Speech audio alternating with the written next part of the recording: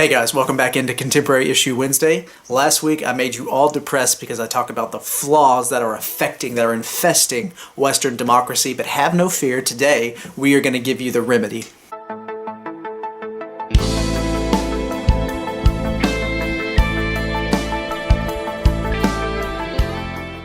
So to recap from last week we talked about three fundamental flaws that are sort of really negatively affecting democracy. That was short-termism, both in politicians and the electorate. That is an ill-informed, uninformed electorate.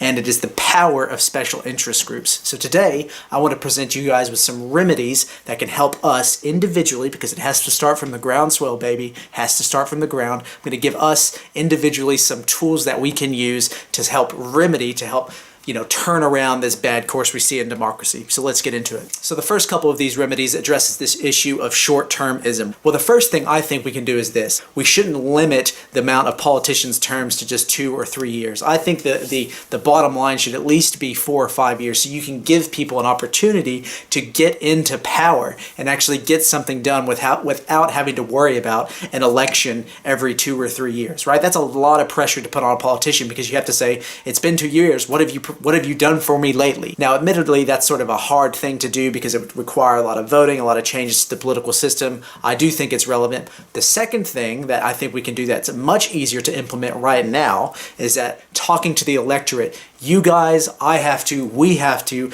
demand from our politicians who are running that they think about the long term. So again, what you can do right now, you're sitting here, all 7 of you who are watching this video, remember, whenever you're about to vote, think about, is this person just saying something right now to get my vote so that I can get something in the short term, or does this person, this politician, really care about long-term sustainability, long-term prosperity? So that's to deal with the short-termism. What can we do to sort of deal with the uninformed populace, the uninformed masses? Well, you guys are watching this channel, so you are informed. All I would say is this: diversify your media content.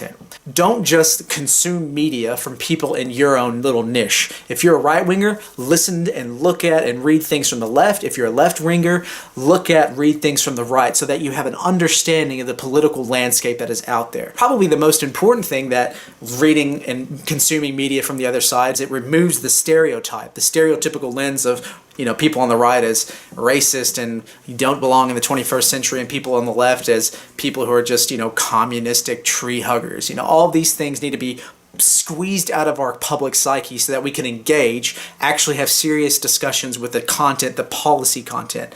The second thing I would say about media consumption is this: don't just rely on the short tiny little factoids that get thrown out on small internet articles or on like a 3-minute segment on mainstream news about whatever issue.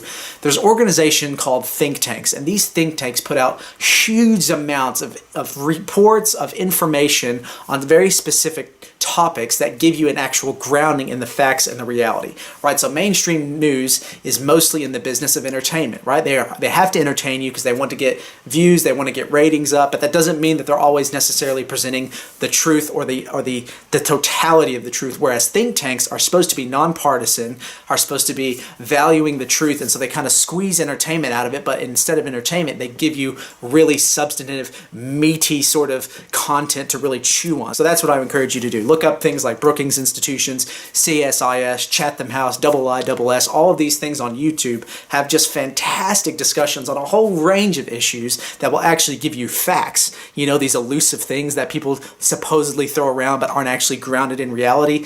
That's what you can get with looking at and reading and consuming things from think tanks. The last thing is, how can we sort of dampen the power of really strong special interest groups? There's a couple things we can do. The first thing we need to do is really curtail the power and the influence that special interest groups have in lobbying power, and particularly in election financing and campaigns. And it gives sort of an adverse or a disproportional amount of power to these interest groups. And so we need to reform that in the West in general. In the United States, I think it would look like overturning the Supreme Court ruling Citizens United, which gave a bunch of power to special interest groups to say you can pour as much money as you want into campaign finance under the guise of freedom of speech. Now, freedom of speech is important, but you can't yell fire in a movie theater because freedom of speech only goes so far. If it's actually damaging, if it physically hurts other people, you can't do it. And I would argue that having an adverse, a disproportionate amount of campaign financing coming from very powerful, small, special interest groups is equally as damaging as yelling fire in a movie theater. So that kind of stuff needs to be remedied, and you can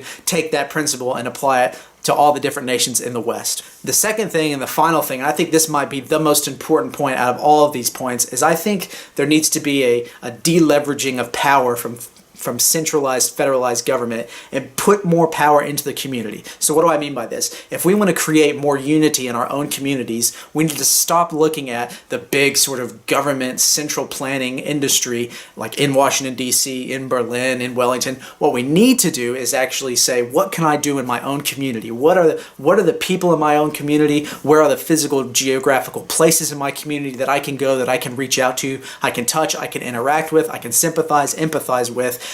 All those types of unifying, you can even say welfare, community spirit things, I think need to be empowered in the local community, because it's possible. It's not possible I live in London, it's not possible for me to know and empathize with and support the 10 million people who live in London. But you know what I can do?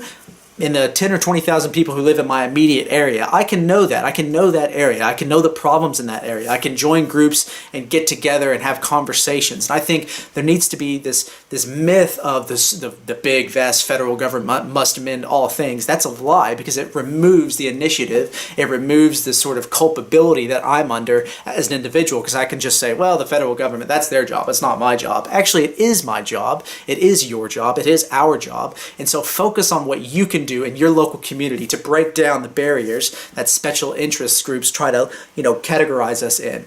That's what I want to do. So bring back power to the local community, start diversifying your media and the consumption that you use, look into think tanks, and demand long-term thinking. Well, that's it, guys. Those are some remedies that I think would really go a long way in helping improve our democratic system to make it sort of a much more viable, much more long-term, sustainable thing for both us and future generations. There you go. There's your hope, guys. Take it, eat it, feel warm inside. It's so good. There is hope out there. Be the change, institute the change you want to see, and remember, reality always trumps ideology.